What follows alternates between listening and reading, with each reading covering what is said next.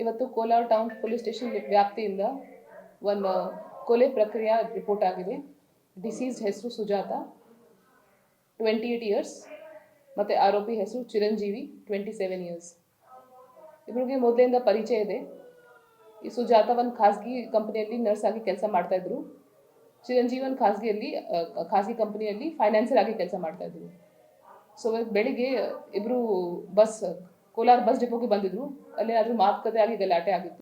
ಹೃದಯ ರೋಗ ಮತ್ತು ಹೃದಯ ಶಸ್ತ್ರಚಿಕಿತ್ಸೆ, ವ್ಯಾಸ್ಕುಲರ್ ಶಸ್ತ್ರಚಿಕಿತ್ಸೆ, ಸಮಗ್ರ ಹೃದಯ ಆರೈಕೆ ಸೇವೆಗಳಿಗಾಗಿ ನಿಮ್ಮ ವಿಶ್ವಾಸಾರ್ಹ RL Jalappa Narayana heart centre, STUMC campus, Tamaka, Kolar. 180030090309. ಅದೇ ಸಂದರ್ಭದಲ್ಲಿ ಇವರಿಗೆ ಸ್ಟ್ಯಾಬ್ ಮಾಡಿದ್ರು. ಮತ್ತು ಅಲ್ಲಿ ಯಾರು ಜನ ಇದ್ರು ಅವರಿಗೆ ಹಿಡಿದಿದ್ರು. ಇದರ ಬಗ್ಗೆ ಆಲ್ರೆಡಿ FIR ರಿಜಿಸ್ಟರ್ ಆಗ್ತಾ ಇದೆ.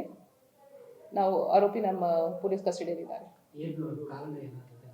ಪರ್ಸನಲ್ ಅಫೇರ್, ವ್ಯಕ್ತಿಗತ ಶುದ್ಧಿದು ಆಗಿದೆ ಅಲ್ಲ, ಮೊದಲಿಂದ ಪರಿಚಯ ಇದೆ.